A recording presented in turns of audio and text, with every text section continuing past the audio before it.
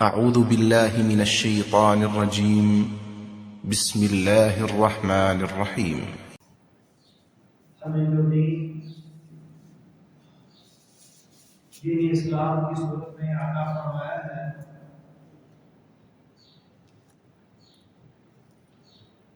اس کے بارے میں اللہ تعالیٰ سورہ روم میں فرماتے ہیں فَأَقِمْ وَجْهَكَ لِلدِّينِ حَنِيفًا، آپ سیدھا کر لیجیے اپنا چہرہ، قائم کر لیجیے اپنا چہرہ اس کے لیے للدین، دین کے لیے، حنیفہ یکسو ہو کر، یکتا ہو کر، ایک اللہ کی عبادت و بندگی کرنے والے بن کر، فطرۃ اللہ التی فطر الناس علیہا، اور یہ دین جس کے قیام کا کہا جا رہا ہے یہ اس فطرت کے عین مطابق ہے جس پر اللہ نے بندوں کو پیدا کیا۔ لا تبدیل لخلق اللہ، اور اللہ نے جو چیز پیدا کر دی ہے اس میں کسی قسم کا رد و بدل یہ ممکن نہیں ہے۔ ذالک الدین القیم، یہ سیدھا مضبوط دین ہے، ولکن اکثر الناس لا یعلمون، لیکن بہت سے لوگ نہیں جانتے اس حقیقت کو، اس بات کو۔ تو سورہ روم کی اس آیت مبارکہ میں اللہ تبارک و تعالیٰ نے ایک تو یہ بات، یہ مسئلہ سمجھایا ہے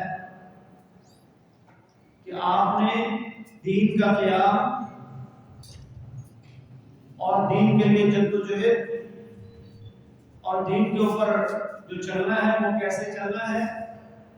حنیفہ، عقیدہ توحید کے ساتھ، ایک اللہ کی بندگی کرتے ہوئے، ایک اللہ کی طرف اپنی توجہ، اپنی انابت کرتے ہوئے۔ اور دوسری بات یہ سمجھائی گئی ہے کہ یہ جو دین جس پہ چلنے کا کہا جا رہا ہے یہ دین فطرت ہے، یہ انسان کی نیچر اور فطرت کے عین مطابق ہے، کیونکہ اللہ کون ہے؟ اللہ فاطر ہے، پیدا کرنے والا، وہ فاطر السماوات والارض، وہ آسمان و زمین کو بنانے والا، وہ کائنات کی ہر چیز کو پیدا کرنے والا، اور انسان کا فاطر بھی، انسان کا خالق بھی اللہ ہی ہے۔ قرآن کریم میں ایک سورت ہے اس کا نام سورہ فاطر ہے۔ الحمدللہ فاطر السماوات والارض جاعل الملائکۃ رسلا اولی اجنحۃ مثنی وثلاث ورباع، جس میں اللہ نے یہ سمجھایا ہے کہ تمام تعریفیں اللہ کے لیے ہیں۔ اللہ کون ہے؟ جو آسمان و زمین کو بنانے والا، فرشتوں کو بھیجنے والا، انسانوں کو، جنوں کو پیدا کرنے والا، کائنات کی ہر چیز کا فاطر اللہ ہوتا ہے، اور یہ دین اس کی طرف سے آیا ہے۔ تو لہذا یہ دین فطرت ہے، انسان کی طبیعت، مزاج اور فطرت کے عین مطابق ہے۔ اور یہ دین اسلام کی وہ خوبی ہے جو دنیا کے اندر کسی اور دین میں، جو انسانوں نے بنائے ہوئے ہیں، کسی اور آئین میں، کسی اور قانون یا دستور میں نہیں پائی جاتی۔ یہ صرف دین اسلام میں یہ خوبی پائی جاتی ہے کہ وہ انسان کی طبیعت، مزاج اور فطرت کے عین مطابق ہے۔ اور ساتھ ہی اللہ نے یہ بھی بتا دیا لا تبدیل لخلق اللہ، جیسے بعض لوگ کہہ دیتے ہیں کہ ہم فلاں چیز سے جنگ کریں گے، ہم فلاں بیماری سے جنگ کریں گے، ہم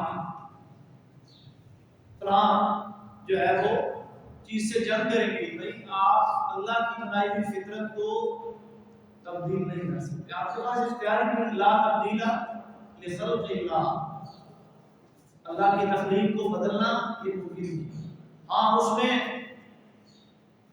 اللہ تعالیٰ نے جو انسان کے ہاتھ میں رکھا ہے کہ وہ اس میں کوئی بگاڑ پیدا کرے، تغییر لخلق اللہ کی شکلیں اپنائے، تو دین اسلام سے ویسے ناپسندیدہ ہے۔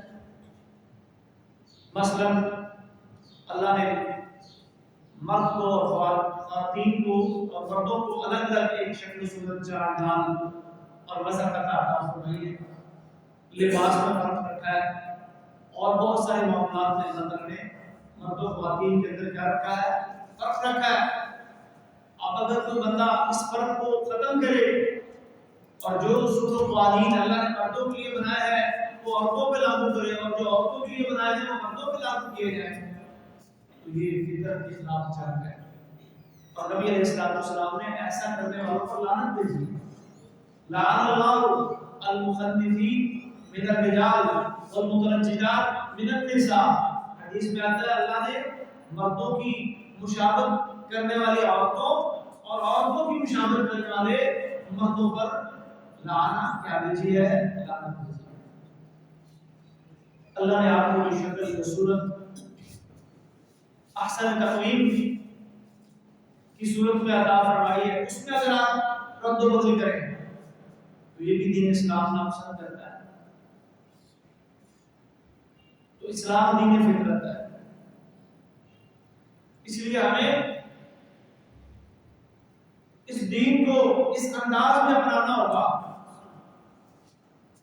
کہ اس کے اوپر چل کے یہ عقیدہ رکھنا ہوگا کہ اس دین کو اپنا کے اس کے اوپر چل کے ہم نہ صرف یہ کہ اللہ رب العالمین کے احکامات اور اس کے بتلائے ہوئے طریقے اور راستے پر چل کر اپنے آپ کو آخرت میں کامیاب کریں گے، بلکہ ہماری زندگی میں بہتر بنے گی، ہم ایک اچھی اور پرسکون زندگی، ایک مطمئن زندگی گزار سکیں گے، ہمارا جسم ہمارا بدن ٹھیک رہے گا، سلامت رہے گا، ہمارے دل و دماغ ہمارے اعضاء جب تک اللہ نے زندگی رکھی ہے اسلام کی کے ساتھ چلتے رہے۔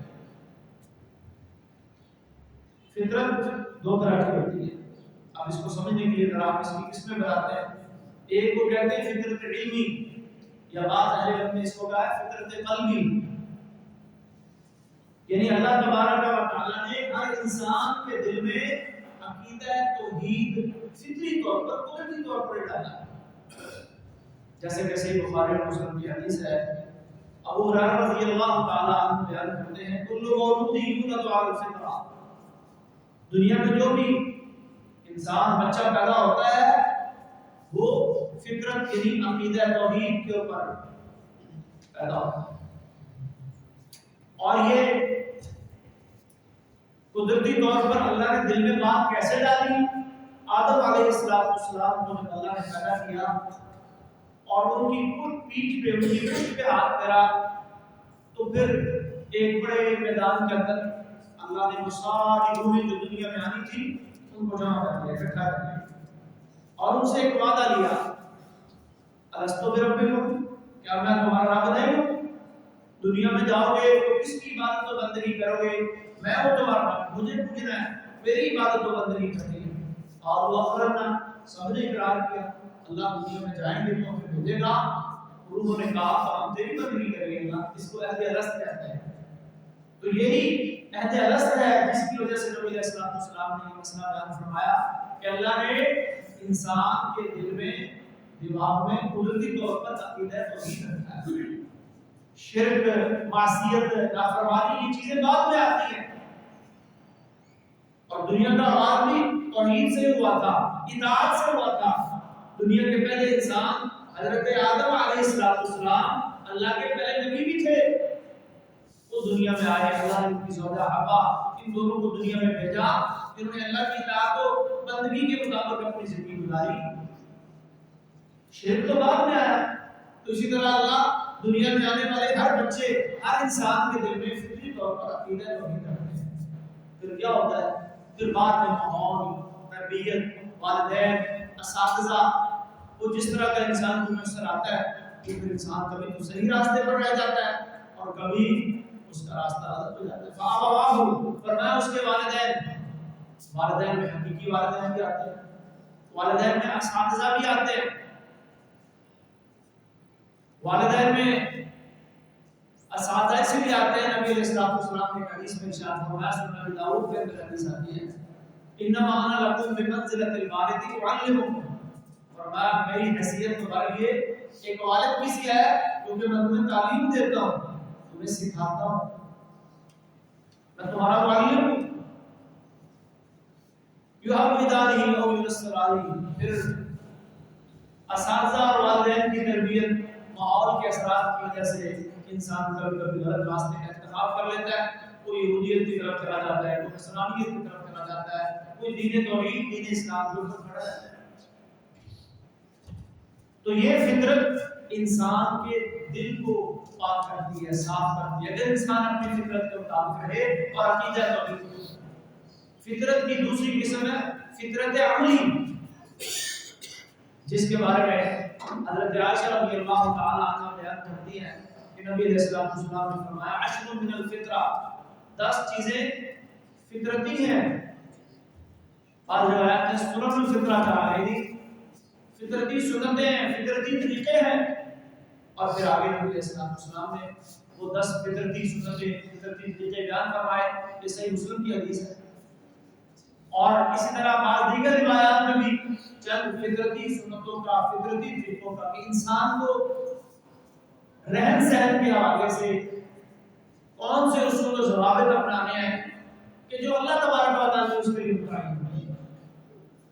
وہ عملی فطرت انسان کے بدن کو صاف ستھرا رکھتی ہے، اسے صحت مند رکھتی ہے، اسے ایک توانا اور ایک پرسکون زندگی عطا کرتی ہے کہ جس سے وہ نہ صرف یہ کہ مطمئن رہتا ہے بلکہ اللہ کی بندگی اور عبادت بھی اچھے طریقے سے کر سکتا ہے.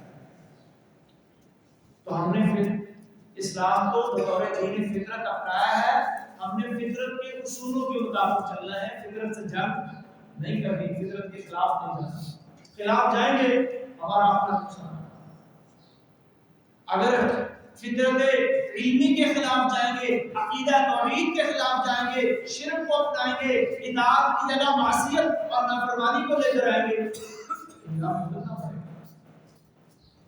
اور اگر فطرت عملی جو اللہ تبارک و تعالیٰ نے میرے اس وجود کے لیے، جس خالق نے اس کو تخلیق کیا، اس کو بنایا، جو اس کا فاطر ہے، اس نے جو ضروری سمجھا کہ انسان کو ایسے پاک رہنا ہے، صاف ستھرا رہنا ہے، ایسا لباس پہننا ہے، انسان کے جسم پر یہ چیزیں ہیں، یہ بال سر کے ہیں، یہ فلاں جگہ کے ہیں، ان کو بڑھانا ہے، ان کو جب سب صاف کرنا ہے، ان کے لیے انسان کو اختیار دے دیا کہ آپ کٹاؤ یا نہ کٹاؤ، یہ آپ کی مرضی ہے. تو فطرت سے جھگڑا نہیں کرنا. اللہ نے دیکھے نا رات بنائی کس لیے؟ وجعلنا نومکم سباتا، آرام کے لیے. وجعلنا اللیل لباسا. اب بعض آج کل کے نوجوان وہ آدھی رات تک پوری رات جاگتے ہیں، اور جاگتے ہیں کس مقصد کے لیے؟ فضولیات کے لیے. کوئی سوشل میڈیا پہ بیٹھا ہے، کوئی جناب صاحب کو فیس بک پہ بیٹھا ہے، کوئی یوٹیوب کھول کے بیٹھا ہے، کوئی کسی چکر میں ہے اور کوئی کسی چکر میں ہے. راتیں جاگ کے گزاریں گے، اور جیسے ہی چڑھتا ہے، فجر کی اذان ہونے والی ہوتی ہے یا ہونے کے قریب ہوتی ہے یا ہو چکی ہوتی ہے، اس کو بھول جاتے ہیں. بال الشیطان فی اذنہ. اللہ کے نبی فرماتے ہیں ایسے انسانوں کے کانوں میں شیطان بول کر دیتا ہے، پیشاب کر دیتا ہے، یہ غافل ہو جاتے ہیں.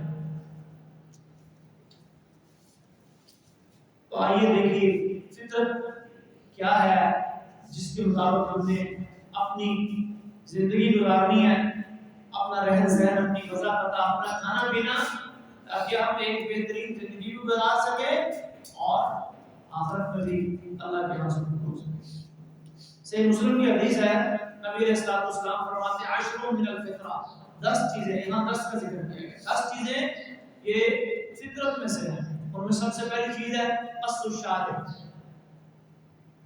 شاربہ کا معنی ہوتا ہے پینا. شارب، یہ انسان جب پانی پیتا ہے تو اللہ تبارک و تعالیٰ نے مرد کے اندر فطرت یہ رکھی ہے کہ اس کی جو مونچھوں کے بال ہوتے ہیں، جو بالوں کا شروع ہوتا ہے، وہ بڑھ جاتے ہیں.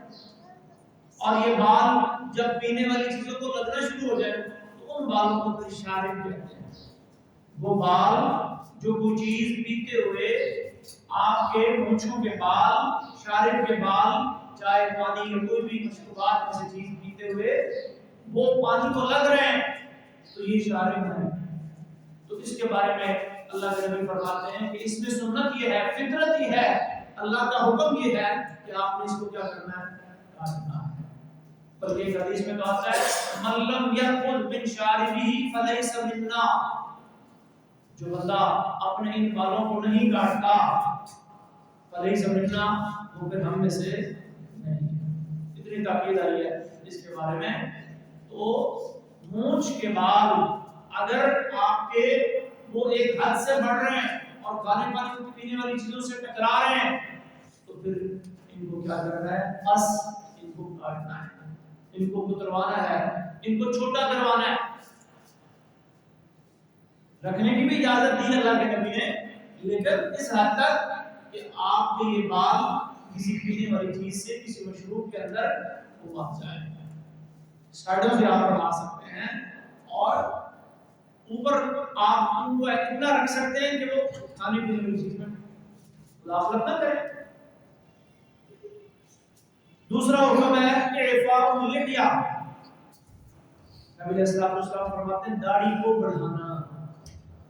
تو داڑھی اللہ تبارک و تعالیٰ، یہاں ایک مسئلہ یہ بھی سمجھ لیں کہ یہ جو مونچھیں ہیں یہ اللہ تعالیٰ نے مردوں کی فطرت میں رکھی ہیں، عورتوں کی فطرت میں نہیں. بس اوقات ایسا ہوتا ہے کسی جسمانی یا اندرونی خرابی، ہارمون وغیرہ کی وجہ سے عورتوں کے چہرے پر بھی بال اگاتے ہیں، مونچھیں اگاتی ہیں، یا یہ داڑھی والی جگہ پر داڑھی اگاتی ہے، تو پھر اس کا کیا حل اسلام دیتا ہے؟ وہ عورتیں کاٹ سکتی ہیں کیونکہ ان کی فطرت میں اللہ نے یہ بال نہیں رکھے. وہ کسی بیماری کی وجہ سے رونما ہو جاتے ہیں تو وہ اپنے چہرے سے ان بالوں کا کسی بھی طریقے سے اگر اس کی صفائی کرنا چاہیں تو کر سکتے ہیں. لیکن وہ بال جو آنکھوں کے اوپر ہوتے ہیں بس وہ آنکھوں پہ گھنے ہو جاتے ہیں تو خواتین جو ہے وہ ان کو بنانے میں بھی مشغول ہو جاتی ہیں. اس سے منع کیا اللہ کے. پلکوں کے، ابروؤں کے بال جو ہے ان کی کاٹ چھانٹ کرنا اور ان بالوں کے ساتھ کوئی مصنوعی بال لگانا. بعض خواتین ایسے کرتی ہیں کہ یہ بال چھوٹے ہیں وہ لمبی پلکیں لگا دیں، یا یہ بال زیادہ بڑے ہوئے ہیں ان کو کاٹ لو. ان کو کاٹنا یا ان کے ساتھ کوئی اور بال لگانا یہ دین اسلام میں سختی سے منع ہے. بلکہ اس میں بھی نبی علیہ الصلوۃ والسلام کی حدیث ملتی ہے کہ نبی علیہ الصلوۃ والسلام نے لعنت بھیجی اس طرح کے کام کرنے والیوں پر اور کروانے والیوں پر، دونوں قسم کی عورتوں پر نبی علیہ الصلوۃ والسلام نے. تو ان بالوں کو نہیں چھیڑنا، ابروؤں کے بال، منہ کے بال، پلکوں کے بال، یہ جیسے اللہ تبارک و تعالیٰ نے پیدا کیے ہیں ان کو اپنے ہاتھ میں رہنے دیں. البتہ مونچھ اور داڑھی کے بال، مونچھوں کے بارے میں اسلام اور فطرت یہ کہتی ہے، اللہ اور اللہ کے رسول کا یہ حکم ہے کہ وہ اگر حد سے بڑھ جائیں تو انہیں کاٹو. اور داڑھی کے بارے میں حکم کیا ہے اعفاء، انہیں معاف کرو. اعفوا اللحیہ، ارفوا، ارجو، وقفلوا، مختلف احکامات آئے ہیں بخاری مسلم کی حدیث ہے. انہیں چھوڑ دو، انہیں بڑھاؤ، انہیں پورا کرو. تو اس کی کاٹ چھانٹ کے اس کو کاٹنا یہ دین اسلام ہے. بعض لوگ اعتراض کرتے ہیں یا کہتے ہیں جی سارا اسلام کیا داڑھی میں آ گیا ہے؟ نہیں، سارا اسلام داڑھی میں نہیں ہے، البتہ اسلام میں داڑھی ہے. یہ نبی علیہ السلام نے رکھی ہے، رکھنے کا حکم دیا ہے، یہ سنت المرسلین ہے، یہ انسان کی فطرت کے عین مطابق ہے، رکھنا چاہیے. ہاں البتہ ہم یہ نہیں کہتے کہ جو شخص داڑھی نہیں رکھتا وہ دائرہ اسلام سے کیا ہو گیا، خارج ہو گیا. کیونکہ اگر کوئی نہیں رکھے گا وہ کسی دائرہ غلطی کا مرتکب ہو رہا ہے، گناہ کا مرتکب ہو رہا ہے، اور کبیرہ گناہ کا مرتکب دائرہ اسلام سے خارج نہیں. لیکن اس کا تبصرہ اڑانا، اس کا مذاق اڑانا یہ تو بالکل جو ہے وہ اس کا حل نہیں ہے. کسی بھی اسلامی شہریے کا، اسلامی شاعر میں سے کسی بھی شہریے کا مذاق اڑانا، جیسے کہ آج کل پروٹین بن چکی ہے لوگوں کی، کوئی داڑھی کا مذاق اڑا رہا ہے، کوئی شرعی لباس کا مذاق اڑا رہا ہے، کوئی پردے اور حجاب کا مذاق اڑا رہا ہے، کوئی عبادات کا مذاق اڑا رہا ہے، کوئی کسی فتوے کا مذاق اڑا رہا ہے. ابھی حالیہ پچھلے دنوں میں علماء کرام کی طرف سے ایک فتویٰ جاری ہوا اس حوالے سے کہ اس وقت غزہ اور فلسطین کے مسلمان جس نازک دور سے گزر رہے ہیں، امت مسلمہ کے اوپر جہاد فرض ہو چکا ہے، اور ان کی مدد، ان کی نصرت، ان کی اعانت، یہ ہم سب مسلمانوں کی ایک اجتماعی ذمہ داری ہے۔ تو غلط قسم کے بے دین قسم کے اور دین بیدار قسم کے لوگوں نے اس کا مذاق اڑانا شروع کر دیا۔ اکٹھے کرو یہ سارے مولوی، اکٹھے کرو یہ سارے فتوے دینے والے، اور ہم ان کو پاسپورٹ بنا کے دیتے ہیں، ان کو ٹکٹ دیتے ہیں اور بھیجو ان کو اسرائیل کے اندر، فلسطین کے اندر، تاکہ یہ جا کے جہاد کے میدان میں عمل شریک ہو سکے۔ اہل علم کا کام تو رہنمائی دینا ہوتا ہے، ان کا تو مسائل بتانا ہوتا ہے۔ باقی اللہ نے جس کام کے لیے جن افراد کو چنا ہے، ظاہر کام تو انہوں نے کرنا ہے۔ میدان جنگ میں، میدان جہاد میں وہی لوگ نکلیں گے جو اس شعبے کے، اس فیلڈ کے، جنہوں نے تیاری کی ہے، جن کے پاس اسلحے ہیں، جنہوں نے ٹریننگیں لی ہیں۔ اگر ایک عالم، ایک مفتی ایک فتویٰ دیتا ہے تو اس کا مطلب یہ نہیں کہ سب سے پہلے ہاں بھائی تو اس پہ عمل کر، پھر ہم کریں گے۔ تو یہ مذاق اڑایا جاتا ہے اسلامی شاعر کا، اس میں داڑھی بھی شامل ہے۔ اور بعض لوگ داڑھی کا مذاق اڑاتے ہوئے بھی اگر داڑھی رکھ کے بھی جھوٹ بھی بولنا ہے نا تو پھر ہم داڑھی کے بغیر نہیں بچیں۔ داڑھی کا مذاق ہے۔ اب داڑھی یہ تو نہیں کہتی کہ آپ جھوٹ بولیں، داڑھی یہ تو نہیں کہتی آپ 2 نمبر کام کریں، آپ ملاوٹ کریں، آپ جتنے بھی غلط کام اس وقت دنیا میں موجود ہے اگر کوئی شخص کر رہا ہے وہ داڑھی رکھ کے کر رہا ہے، داڑھی کے بغیر کر رہا ہے، ایک برابر۔ اسلام کی نظر میں یہ نہیں ہے کہ جو داڑھی رکھ کے کر رہا ہے ان کا آپ جو ہے وہ یہ کہ داڑھی کو مذاق کا نشانہ بنائے، اور یہ کہ لوگ، اور ہمارے یہاں کی سوچ یہ بھی پائی جاتی ہے کہ جو شخص داڑھی رکھ لیتا ہے، سر پہ ٹوپی یا پگڑی باندھ لیتا ہے، وہ کپڑا رکھ لیتا ہے، ہم اس کو جو ہے مولوی صاحب کہہ کے، صوفی صاحب کہہ کے اس کی تصدیق کرتے ہیں اور نشانہ اسلامی شاعر کو عبادات کو بناتے ہیں۔ یہ رویہ قطعاً دین اسلام کے منافی ہے۔ ہاں اگر ایک عمل سے آپ سے کوتاہی ہو رہی ہے، غلطی ہو رہی ہے، تو کم از کم آپ اپنی اس غلطی کو دین اسلام پر تنقید کا نشانہ تو نہ بنائیں۔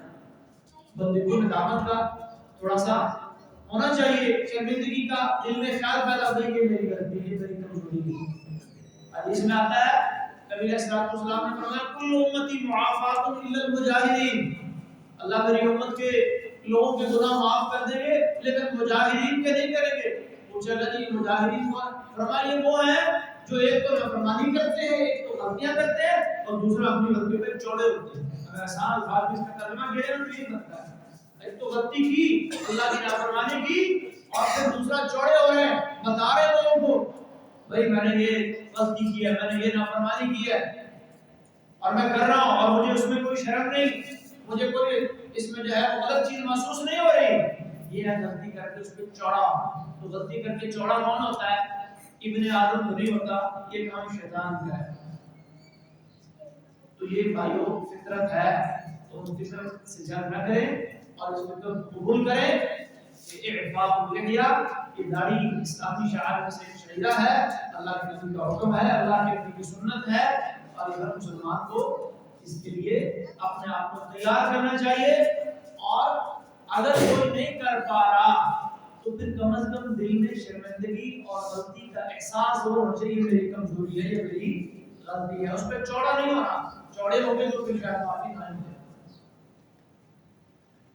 تیسرا عمل ہے فرمایا والسواک، مسواک کرنا، اپنے منہ کی صفائی، دانتوں کی صفائی بھی اس میں آ جاتی ہے، زبان، گلا، ہر چیز صاف کر رکھتی ہے۔ نبی علیہ السلام نے اس کے بارے میں بڑی ترغیب دلائی ہے، لولا ان اشق علی امتی لامرتهم بالسواک مع كل وضوء مع كل صلاۃ، بخاری مسلم کی حدیث ہے۔ اگر میری امت کے لیے دشوار نہ ہوتا تو میں ہر وضو اور نماز کے ساتھ اس کو لازم کر دیتا کہ جب تک آپ مسواک نہیں کریں آپ نماز نہیں پڑھ سکتے، لیکن فرمایا اس سے مشکل پیدا ہو جائے گی، لازم تو نہیں کرتا۔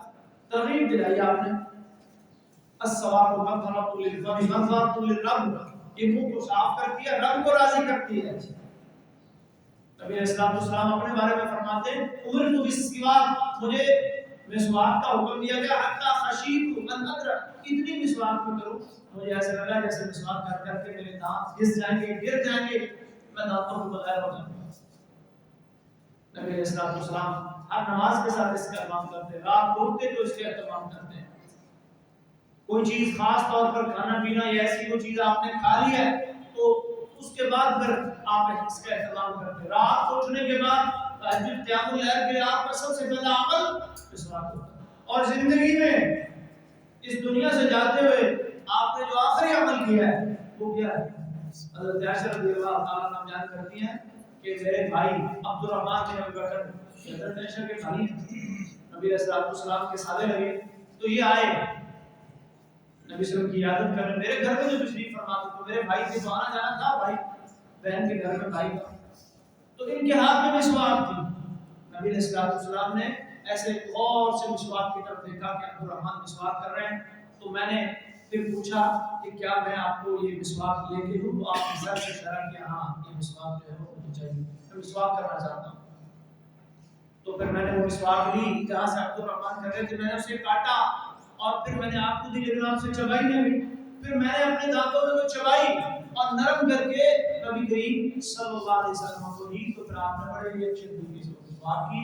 مسواک کرتے کرتے ہی اچانک آپ کا ہاتھ وہ نیچے کو مائل ہو گیا، ڈھلک گیا اور گردن ایک طرف ہو گئی اور روح اللہ تعالیٰ کے پاس۔ یہ زندگی کا آخری عمل آپ کا مسواک کا۔ تو مسواک یہ فطرت ہے، یہ نہ صرف منہ کی صفائی کرتی ہے بلکہ اللہ کو بھی راضی کرتی ہے، بلکہ حدیث میں آتا ہے کہ جب آپ نماز کے لیے کھڑے ہوتے ہیں نا اور آپ کے منہ سے خدا نہ خواستہ کسی چیز کی مہک یا سمیل آ رہی ہے، خاص طور پر یہ جو لہسن پیاز وغیرہ اس طرح کی چیزیں ہیں، یہ اگر کھا لیں خدا نہ خواستہ تو نبی علیہ الصلوۃ والسلام نے منع فرمایا کہ اگر آپ مسجد میں آئیں، کچھ سگریٹ پی رہا ہے، کوئی مسواک کھا رہا ہے، حالانکہ یہ چیزیں حرام ہیں، بری ہیں، اسلام میں ناجائز ہے، لیکن اگر کسی نے کر لی ہے تو پھر اس مسجد کے قریب فلا یقربن مصلانا، اور ہماری نماز میں جگہ قریب نہ آئے، ان الملائکہ تتأذى مما يتأذى منه الانس، کیونکہ جس چیز سے انسانوں کو تکلیف ہوتی فرشتوں کو بھی ہوتی۔ تو فرمایا کہ جب انسان مسواک کر کے نماز کے لیے کھڑا ہوتا ہے قیام میں اور قرآن پڑھتا ہے، فرشتہ اس کے منہ پہ آ کے اپنا منہ رکھ دیتا ہے، جو بندہ پڑھ رہا ہوتا ہے وہ فرشتے کے پیٹ کے اندر جا رہا ہے، فرشتہ اس کو لکھ رہا ہے، اس کا اجر اس کے لیے ثواب اس کا محفوظ ہو رہا ہے۔ اور خدا نہ خواستہ منہ سے کوئی سمیل کوئی بدبو آ رہی ہے تو فرشتہ قریب نہیں آتا۔ تو السواک فطرتی سنتوں میں سے ایک عمل سواک ہے۔ چوتھا عمل نبی علیہ الصلوۃ والسلام نے فرمایا استنشاق الماء، یہ جب ہم وضو کرتے ہیں تو ناک کے اندر پانی کو داخل کرتے ہیں اور پھر پانی کو نکالتے ہیں، جس کو کہتے ہیں عربی میں استنشاق، پانی چڑھانا اور پانی کو نکالنا، جھاڑنا، ناک جھاڑنا، خیشوم اس جگہ کو کہا جاتا ہے۔ تو یہ بھی فطرتی طریقوں میں سے، فطرتی سنتوں میں سے ایک عمل ہے، بلکہ ایک حدیث میں آتا ہے سنن ابی داؤد کے اندر نبی علیہ الصلوۃ والسلام نے فرمایا وبالغ فی الاستنشاق، وضو کرتے ہوئے استنشاق کے اندر خوب اچھے طریقے سے مبالغہ کرو، الا ان تکون صائما، روزے کی حالت میں کیونکہ ناک کے اندر پانی ڈالیں تو اوپر کو جانے کا خطرہ ہوتا ہے، روزے کی حالت میں مبالغہ نہ کرے، سادگی سے ڈالیں، عام حالات سے مبالغہ کرے۔ ہر انسان کے ساتھ جس طرح ایک فرشتہ ہوتا ہے، ایک شیطان ایک جن بھی ہوتا ہے، اور نبی علیہ الصلوۃ والسلام نے فرمایا کہ وہ جو جن ہوتا ہے شیطان کی شکل میں ہوتا ہے، وہ کہاں رات گزارتا ہے؟ یہ خیشوم، ناک کی جڑ میں، یہاں میل کچیل گندگی وغیرہ، اور یہ گندگی اور یہ میل کچیل یہ کیا ہے؟ جن و شیاطین کو پسند ہے۔ اور اسلام کو کیا پسند ہے؟ اللہ کو کیا پسند ہے؟ اللہ کے نبی کو کیا پسند ہے؟ ان اللہ یحب التوابین و یحب المتطہرین، اللہ کو پاک صاف ستھرے اور توبہ کرنے والے بندے اللہ کو پسند ہے۔ اسی لیے نبی علیہ الصلوۃ والسلام نے فرمایا الطہور شطر الایمان، پاکیزگی، صفائی ستھرائی اپنے دل کی، اپنے جسم، اپنے لباس اور اپنی جگہ کی، یہ ایمان کا حصہ ہے۔ نماز کے لیے تین طرح کی طہارتیں ضروری ہیں، تین طہارتیں نماز کے لیے ضروری ہیں۔ نمبر ایک بدن کی طہارت، آپ کا بدن پاک ہو، صاف ہو، اس پر کوئی نجاست نہ ہو، آپ باوضو ہو، غسل فرض ہے تو غسل کیا ہو، یہ بدن کی طہارت ہے۔ دوسری ہے لباس کی طہارت، جو لباس آپ نے پہن رکھا ہے، شلوار قمیص ہے، ٹوپی ہے، رومال ہے، جس شکل میں بھی ہے، آپ کا لباس پاک اور صاف ستھرا ہونا چاہیے، اس میں کسی قسم کی کوئی نجاست نہیں ہونی چاہیے۔ اور تیسری طہارت کیا ہے؟ طہارت مکان، جس جگہ آپ نے نماز پڑھنی ہے، مصلی ہے، خالی جگہ ہے، صف ہے، جو بھی ہے، اس جگہ کا پاک، یہ تین طہارتیں یہ نماز کے لیے ضروری ہے۔ فرمایا لا تقبل صلاۃ بغیر طہور، اگر یہ طہارتیں نہیں ہوں تو کوئی نماز قبول نہیں ہوتی۔ تو یہ تینوں طہارتوں کا ہونا ضروری ہے۔ تو ان میں سے ایک کیا ہے؟ نبی علیہ السلام فرماتے ہیں یہ شیطان ناک کی جڑ پہ رات گزارتا ہے۔ رات گزارنے کے لیے اسے چونکہ گندی جگہ چاہیے ہوتی ہے، یہ جن و شیاطین یہ اکثر گندی جگہوں کی تلاش کرتے ہیں۔ جہاں بیت الخلاء میں جاتے ہیں، واش روم وغیرہ جو ہوتے ہیں، ان کے بارے میں نبی علیہ السلام نے فرمایا ان هذه الوشوش مقتدرہ، یہ قضائے حاجت والی جگہ یہ جہاں جن وغیرہ ہیں حاضری ہوتی ہے، جن و شیاطین کے رہنے کی یہ جگہ ہوتی ہیں۔ تو جب آپ وہاں جائیں تو پھر کیا کریں؟ دعا پڑھیں۔ کیا دعا پڑھتے ہیں؟ اس دعا کا مطلب یہی ہے اللہم انی اعوذ بک من الخبث والخبائث۔ اگر آپ کہیں سفر میں ہیں، صحرا میں ہیں، کسی جنگلوں بیابان میں ہیں، وہاں بھی یہ دعا لازمی پڑھیں۔ تو بالکل پتہ نہیں اللہ کی مخلوقات طرح طرح کی ہوتی ہیں، کہاں کسی ایسی مخلوق سے آپ کو سامنا ہو جائے اور پھر وہ آپ کو نقصان پہنچائے۔ اللہم انی اعوذ بک من الخبث والخبائث۔ تو ایک فطرتی عمل بھی ہے کہ وضو کے اندر خاص طور پر صبح کے جب ہم وضو کرتے ہیں، صبح کا جب ہم وضو کرتے ہیں اس میں مزید اللہ کے ذریعے باقی فرمائے چونکہ رات ساری جو ہے وہ شیطان ناک کے اندر گزارتا ہے، خوب اچھے طریقے سے 3 دفعہ اس کو جھاڑیں اور صفائی کریں اور پھر اپنے وضو کے اندر اس عمل کو 3 دفعہ آپ کریں۔ چوتھا عمل ہے نبی علیہ السلام نے فرمایا غسل البراجم۔ پانچواں عمل کیا ہے؟ غسل البراجم۔ یہ براجم کسے کہتے ہیں؟ انگلیوں کے جو اندرونی حصے ہوتے ہیں، جوڑ۔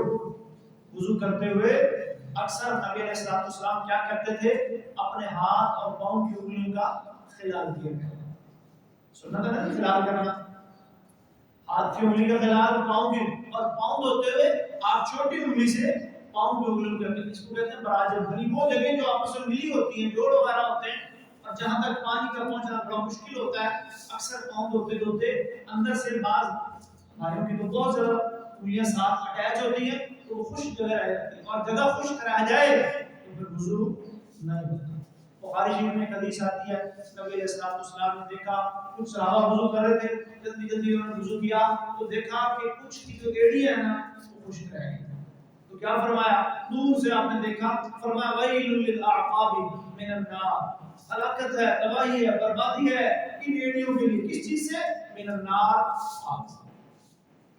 تو وضو کرتے ہوئے، غسل کرتے ہوئے ان جوڑوں کا اور ان اندرونی حصوں کا جن کو دھونا ضروری ہوتا ہے خصوصی خیال رکھنا ہے، اور ان کو کہتے ہیں غسل البراجم،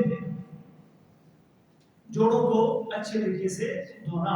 جو چیزیں آپس میں ملی ہوتی ہیں، ہاتھ دھوتے ہوئے ہاتھ کی انگلیوں کا خلال کریں، پاؤں دھوتے ہوئے پاؤں کی انگلیوں کا خلال کریں، اور چہرہ دھوتے ہوئے نبی علیہ السلام نے اگر چہرے کے بال گھنے ہیں تو داڑھی کا بھی خلال کیا۔ اس کا طریقہ کیا بتایا؟ اخذا غرفۃ من ماء، پانی کو لیا اور پھر اس کو ایسے اپنی داڑھی پر پھینکا اور اس کا خلال کیا۔ داڑھی کا خلال بھی سنت ہے، تو داڑھی کا خلال، ہاتھ اور پاؤں کی انگلیوں کا خلال، یہ غسل البراجم میں آ جاتا ہے۔ تو اس کا بھی یہ بھی فطرتی عمل ہے اور اس کا ہمیں حصول ہے۔ چھٹا فطرتی عمل نبی علیہ السلام نے بیان فرمایا انتقاص الماء۔ جب ہم قضاء حاجت کے لیے واش روم بیت الخلاء وغیرہ میں جاتے ہیں تو اس کے بعد پھر ہم اپنے بول و براز والی جگہ کو صاف کرتے ہیں، اس کو انتقاص بھی کہتے ہیں، اس کو استنجا بھی کہتے ہیں۔ استجمار پتھروں سے کریں تو اس کو استجمار کہا گیا ہے۔ ایسے جائز دونوں طریقے تھے، استجمار اگر پانی نہیں ہے تو پھر پتھروں سے آپ ڈھیلے استعمال کر سکتے ہیں، اور استنجا اچھی طریقے سے صاف کرنا، پانی ہے تو پانی کی بھارت کی رجال یقین آئی ہے۔ اللہ نے قرآن مجید میں سورہ توبہ کے اندر ایک قبیلے کے لوگوں کی خصوصی تعریف اور توصیف فرمائی، فی رجال یحبون ان یتطہروا، فرمایا اس میں وہ بندے رہتے ہیں جو صاف ستھرا رہنے کو پسند کرتے ہیں۔ یا مسجد قباء والی پوچھا کیا صفائی کرتے ہو؟ کہتے ہیں ہماری کوشش ہوتی ہے کہ ہم استنجا پانی سے کریں، ہم اپنے استنجے کی، اپنے صفائی کا خاص خیال رکھتے ہیں۔ اللہ نے قرآن مجید میں ان لوگوں کی قیادت بیان کی، تعریف بیان کی۔ تو اس کے بھی کچھ آداب ہیں شریعت مطہرہ میں اللہ تعالیٰ نے بیان فرمائے ہیں، اور نبی علیہ الصلوۃ والسلام نے اپنے عمل سے اپنے قول سے ان کو وعدہ کیا ہے کہ قبلہ رو یا اپنا رخ نہیں کرنا، پیٹھ نہیں کرنی، بلکہ کسی اور سے مت کرو، اور پھر اسی طرح دعا پڑھ کے جاؤ، باہر آ کے دعا پڑھو، دائیں ہاتھ سے آپ نے استنجا نہیں کرنا، اور اگر پتھر ڈھیلے استعمال کرنے کی ضرورت ہے تو کسی ہڈی سے، کسی ایسی چیز سے جو خوراک ہے، کوئلے وغیرہ سے، ان چیزوں سے آپ نے استنجا نہیں کرنا، اور بغیر استنجا کیے آپ نے جو ہے وہ اپنی قضاء حاجت کی وجہ سے نہیں اٹھنا۔ کوشش کرنی ہے کہ اپنا اچھی طرح صفائی ستھرائی کرنے کے بعد پھر اس کو جو ہے استنجا استجمار کے بعد آپ اٹھیں اور پھر وضو کریں اگر وضو کی عادت ہے، نہیں تو پھر اپنی صفائی کو اپنے تمام کریں۔ فطرتی سنتوں میں سے ایک عمل نبی علیہ الصلوۃ والسلام نے قص الاظفار، یہ ناخنوں کو کاٹنا، اظفار ظفر کی جمع ہے، تو قص الاظفار یہ ناخن بڑھ جاتے ہیں، تو یہ آپ نے جانوروں کے بارے میں سنا ہوگا کہ وہ پنجے ہوتے ہیں اور پنجوں سے شکار کرتے ہیں، تو انسان کو اللہ نے فطرت یہ دی ہے کہ ناخن جیسے ہی بڑھ جائے، محسوس ہو کہ ناخن بڑھ گئے ہیں، میل کچل سے بھر گئے اور یہ بڑے ہوئے ہیں، تو ان کو کیا کرنا ہے، چاہے مرد ہے یا خواتین، سب کے لیے ایک ہی قاعدہ ہے، یہ کہ خواتین کو اجازت ہے وہ ناخن بڑھا سکتی ہیں، یہ عمل اس دین اسلام کے منافی ہے، ناخنوں کو کاٹنا ہے۔ البتہ ناخن کاٹنے کے لیے کوئی مخصوص طریقہ، کئی لوگ طریقہ بتاتے ہیں، پہلے جی ہاتھ کی انگلی سے شروع کریں، پھر اس پہ جائیں، پھر اس پہ جائیں، یا کئی لوگ یہاں سے شروع کریں، یہ کوئی طریقہ، کاٹنا ہے ان کو جیسے مرضی آپ کاٹیں۔ اسی طرح مسواک کے حوالے سے نبی علیہ الصلوۃ والسلام نے یہ تعلیم دی، مسواک کرنی ہے، بھائی اس کی لمبائی کیا ہو، اس کو مطلب کس ہاتھ میں پکڑ کر دانتوں پہ کیسے مارنا ہے، یہ آپ نے فیصلہ کرنا ہے۔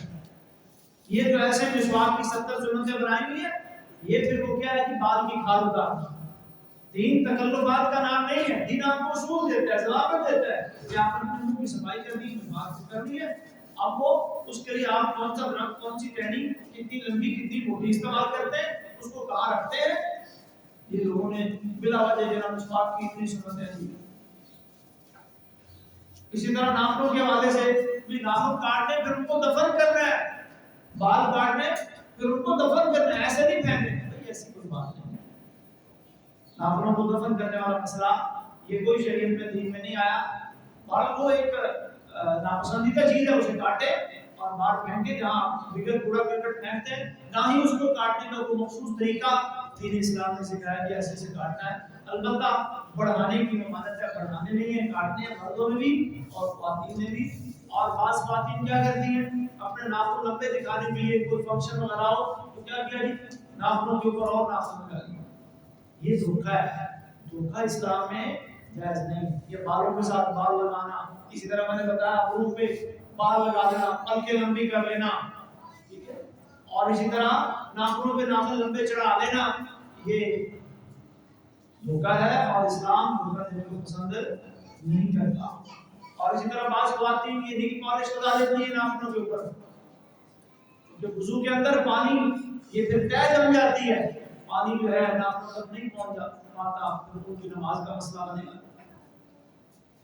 لگانا مانا نہیں ہے، اگر کوئی ایسا وقت ہے تو لگانا چاہتی ہیں اس کو ریز کر لے، مٹا لے، وضو کر لے، یا کسی خاتون نے مطلب اس کے ایام چل رہے نماز نہیں پڑھی وہ لگا سکتی ہے، لیکن نماز پڑھنے والی خاتون کے لیے اس کو لگانا اور پھر اس سے وضو کرنا، وضو تو ہوگا نہیں، اور جب وضو نہیں ہوگا تو لا تقبل صلاۃ بغیر طہور، باقی کے بغیر تو کوئی نماز قبول نہیں ہوگی۔ فطرتی سنتوں میں سے ایک سنت اللہ کے نبی نے یہ بھی یاد فرمائی ہے، نتف الابط وحلق العانہ، یہ دو چیزیں ہیں، یہ جسے ہم کہتے ہیں جسم کے غیر ضروری بال، تو یہ بغلوں کے حوالے سے آتا ہے کہ وہ اکھاڑے جائیں، اور زیر ناف جو بال ہیں ان کے بارے میں آتا ہے کہ انہیں کسی بھی طریقے سے جو ہے وہ موڑا جائے، صاف کیا جائے، کوئی دوا استعمال کی جائے، تو اس میں آپ کو اختیار ہے۔ البتہ نبی علیہ الصلوۃ والسلام نے اس کی جو لمٹ بیان فرمائی ہے زیادہ سے زیادہ، یہ نہیں کہ اتنے دن آپ ویٹ کریں، وہ 40 دن کی ہے، 40 دن کی زیادہ سے زیادہ لمٹ، اگر کوئی مجبوری مسئلہ بن بھی جائے کہ آپ کے پاس وقت نہیں ملا، ٹائم نہیں نکلا، حضرت انس رضی اللہ تعالیٰ عنہ کی روایت ہے، مفتی طلحہ وہ کہتے ہیں ہمیں رسول اللہ صلی اللہ علیہ وسلم نے ہمارے لیے مقرر کیا کہ ناخن کاٹنے میں، اسی طرح بغلوں کے بال اکھاڑنے میں، زیر ناف بال جو غیر ضروری بال سمجھے جاتے ہیں ان کے اکھاڑنے میں جو میکسیمم نبی علیہ السلام نے لمٹ اور وقت متعین کیا ہے وہ 40 یومن 40 دن۔ ظاہر اس سے پہلے صاف کر لینے چاہیے، یہ نہیں کہ آپ 40 پورے کر کے کریں گے تو بہرحال اس سے زیادہ تر آگے جانا یہ دین اسلام پسند نہیں کرتا۔ اسی طرح فطرتی سنتوں میں ایک سنت نبی علیہ السلام نے اس حدیث میں المزمزہ کلی کو بھی بیان فرمایا۔ یہ 10 اس حدیث میں بیان ہوئی ہے، 2-4 دیگر احادیث میں بھی آئی ہیں جن میں سے ایک التطیب خوشبو کا استعمال ہے۔ نبی علیہ السلام کو ویسے پسند تھی اور بھی من دنیا کو فرمایا مجھے دنیا کی چیزوں میں سے الطیب خوشبو پسند ہے، اور خوشبو کا تحفہ اللہ کے نبی رد بھی نہیں کرتے تھے، خوشبو تحفے میں دیتا بلکہ ایک حدیث میں آتا ہے 3 چیزوں کا تحفہ رد نہیں کرنا چاہیے۔ 3 چیزوں کا تحفہ رد نہیں، اگر آپ کو کوئی دودھ کا تحفہ پیش کر رہا ہے، ہاں اگر آپ کی طبیعت کے مزاج کے خلاف ہے، آپ کے لیے نقصان دہ پھر تو بندہ کہہ سکتا ہے، ورنہ دودھ کا تحفہ رد نہیں کرنا چاہیے۔ فرمایا خوشبو کا تحفہ یہ بھی رد نہیں کرنا چاہیے۔ اسی طرح آپ کسی کے ہاں مہمان جاتے ہیں، وہ آپ کا اکرام کرتا ہے، آپ کو تکیہ پیش کرتا ہے، جیسے آج کل ہمارے ہاں رواج ہے آج جی تکیے پہ کرتے ہیں تو تکیہ دیتے ہیں، فرمایا تکیے کا تحفہ وہ آپ کا اکرام کر رہا ہے، اس کی خواہش ہے تو اس کی خواہش کا آپ احترام کریں۔ ان 3 چیزوں کا تحفہ رد نبی علیہ السلام نے فرمایا نہیں کرنا۔ نبی علیہ السلام کو خوشبو بہت پسند تھی، بلکہ صحابہ کو کہتے ہیں آپ اتنی خوشبو لگاتے تھے کہ جس راستے سے گزر جاتے تھے پتہ چلتا تھا کہ یہاں سے اللہ کے نبی گزر گئے، اور جو صحابی آپ سے مصافحہ کر لیتا تھا، ہاتھ ملا لیتا تھا، کئی دن تک اس کے ہاتھوں سے خوشبو نہیں جاتی۔ اور ویسے بھی نبی علیہ السلام کو اللہ تبارک و تعالیٰ نے اللہ اکبر خوشبو کا مجموعہ بنایا تھا۔ ام سلیم رضی اللہ عنہ کہتی ہیں کبھی کبھی دوپہر کے وقت ہمارے گھر میں نبی علیہ السلام آرام کرنے کے لیے آ جاتے تھے، گرمی کا موسم تھا، میں نیچے بستر بچھا دیتی، چٹائی بچھا دیتی، بس اوقات چوڑے کی چٹائی ہوتی اور آپ کے جسم سے پسینہ بہتا، وہ پسینہ اکٹھا کر لیتی، ایک شیشی میں جمع کر لیتی اور اس کو خوشبو میں ڈال دیتی، تو آپ کے پسینے سے بھی خوشبو آتی۔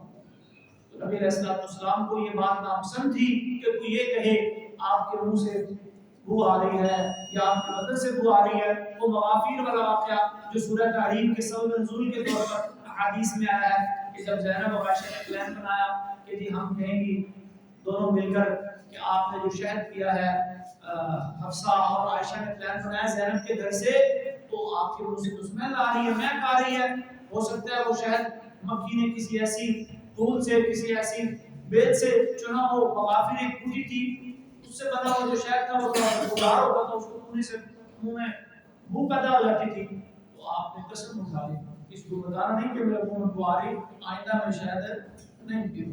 یعنی اتنا آپ کو ناپسند تھا تو یہ کہے آپ کے، جیسے آج کل گرمی کا موسم ہے ہم لوگ جراب پہنتے ہیں یا پسینہ آ جاتا ہے تو ہم بھی کوشش کریں کسی ایسی جگہ جہاں ہم اکٹھے ہوتے ہیں، جیسے مسجد اللہ کا گھر ہے۔ ایک دفعہ نبی صلی اللہ علیہ وسلم جمعہ پڑھا رہے تھے، جمعہ کے خطبے میں آپ نے دیکھا کہ صحابہ کو پسینہ آ گیا تو ایک عجیب سی فضا وہ مسجد کے حال کی بن گئی، تو پھر آپ نے اسی خطبے میں کہا کہ اے لوگوں کیا ہی اچھا ہو کہ جب تم جمعہ کے لیے کوئی 2 اچھے کپڑے بنا لو، صاف ستھرے کپڑے بنا لو، عام کاج کے کپڑوں سے ہٹ کر جب جمعہ کے لیے آؤ تو پھر غسل کرنا ویسے ہی جمعہ کے دن نبی علیہ السلام نے فرض قرار دیا، تو پھر یہ غسل کر کے خوشبو لگا کے تیل وغیرہ لگا کے آپ کیا کرو ان کپڑوں کو، اچھے کپڑوں کو پہن کر اللہ کے گھر میں جمعہ کی حاضری کے لیے آیا کریں۔ تو یہ جمعہ کی آداب میں بھی شامل ہے خوشبو لگانا۔ چلو باقی دور میں اگر آپ بھولیں تو جمعہ والے دن اس سنت کا ضرور جو ہے وہ اہتمام کیا کریں کہ خوشبو۔ اسی طرح فطرتی سنتوں میں سے ایک نبی علیہ السلام نے فرمایا کہ یہ جو ہم سرما ڈالتے ہیں، بلکہ اب یہ طریقہ بھی مطلوب ہو چکا ہے، نوجوانوں کو پتہ نہیں سرما کیا ہوتا ہے، تو اس لیے اکثر نوجوان آج کل آپ دیکھتے ہیں کہ آنکھوں کی تکلیف اور بیماریوں کا شکار ہے، ہر وقت اسکرین پہ ان کی نگاہیں رہتی ہیں، ورنہ اس کے بڑے فائدے ہیں۔ نبی علیہ السلام نے فرمایا علیکم بالعفت، یہ سرما ڈالا کرو، انہو یجلو البصر، یہ بندے کی نظر تیز کرتا ہے، یہ یمت الشعر، یہ جو پلکوں کے بال ہوتے ہیں یہ اگاتا ہے، کئی وقت کے ساتھ گرتے رہتے ہیں، یہ گھنے اور بڑے کرتا ہے، اور یہ سنت بھی ہے۔ نبی علیہ السلام طبقات ابن سعد میں روایت آتی ہے ہر رات اپنی آنکھوں میں سرما ڈالا کرتے تھے، دائیں آنکھ میں 3 سلائیاں اور بائیں آنکھ میں 2 سلائیاں، تو اس سنت کو بھی ادا کرنا چاہیے اور اس میں ہمارا فائدہ بھی ہے۔ شروع میں نے یہ بتایا تھا یہ وہ فطرتی اسلام دین فطرت ہے. اسلام چاہتا ہے کہ میں دنیا کے اندر بھی ایک صحت مند، ایک توانا اور ایک پرسکون زندگی گزاروں. تو یہ سارے طریقے جو نبی علیہ السلام نے فطرتی سنتوں کے بارے میں بیان فرمائے، اگر ہم ان طریقوں کو اپنی زندگی میں لے آئے یقیناً بہت سی بیماریوں سے، بہت سی پریشانیوں سے ہمیں نجات مل جائے گی اور اللہ اس کے رسول بھی راضی ہو جائیں گے. جیسا کہ حدیث سنائی آپ کو کہ مسواک کیا ہے؟ مطہرۃ للفم، یہ منہ کو صاف بھی کرتی ہے، مرضات للرب، اور رب کو راضی بھی کرتی ہے. اور جب رب راضی ہو گیا تو پھر کیا کہتے ہیں کہ رب راضی تو جگ راضی، تو پھر کسی اور کو راضی کرنے کی ہمیں ضرورت ہی نہیں ہے. حضرت عائشہ رضی اللہ تعالیٰ عنہ کی حدیث ہے، نبی علیہ السلام نے فرمایا من ارض اللہ بسخط، کیونکہ آج کل لوگ ان کو فطرتی طریقے، فطرتی سنتوں کی بھائی لوگ پسند نہیں کرتے. اب یہ فیشن پرانا ہو چکا ہے، اب اس کا رواج نہیں رہا. نوجوان کہتے ہیں لڑکے لڑکیاں نوجوان بھائی اب کون سلما ڈالے، اب کون جو ہے یہ طریقوں کی طرف جائے. یہ سن لے حدیث، نبی علیہ السلام فرماتے ہیں من ارض اللہ بسخط الناس، جو بندہ اللہ کو راضی کرتا ہے، لوگوں کی ناراضگی کی پرواہ نہیں کرتا، وہ یہ نہیں دیکھتا اب چلن کیا ہے، رواج کیا ہے، لوگ کیا چاہتے ہیں، وہ کہتا ہے میرا اللہ کیسے راضی ہے. کفا اللہ ما بینہ و بین الناس، اللہ اس کے اور لوگوں کے درمیان جو معاملات ہوتے اللہ ہی ان کے لیے کافی ہوتا ہے. اور جس نے کیا کیا اسخط اللہ کو ناراض کر لیا، کس لیے؟ لوگوں کی چاہت کے لیے، لوگ خوش کرنے کے لیے. وکل اللہ للناس، اللہ اسے کیا کرتے ہیں لوگوں کی، ٹھیک ہے بھائی تو لوگوں کے لیے جیتا تھا، لوگوں نے تجھے سخی کہہ دیا، لوگوں نے تجھے عالم کہہ دیا، لوگوں نے تجھے جماعت کہہ دیا، لوگوں نے تیرے حسن جمال کی، تیری مزاحمت کی، تیری باڈی کی تعریف کر دی. تیری زندگی کی تو لوگوں کے لیے، تیرے سارے عمل لوگوں کے لیے تھے. اذهبوا الى الذين كنتم تراؤون في الدنيا، پھر قیامت کے روز یہ جواب ملے گا جاؤ ان لوگوں کے پاس جن کی خاطر تم دنیا میں یہ کام کیا کرتے تھے، فانظروا هل تجدون عندهم من جزاء، ان سے کوئی بدلہ ملتا ہے تو لے لو، میرے پاس تمہارے لیے کوئی بدلہ نہیں. اللہ تعالیٰ ہمیں دین فطرت کے مطابق زندگی گزارنے کی توفیق عطا فرمائے. وآخر دعوانا الحمدللہ.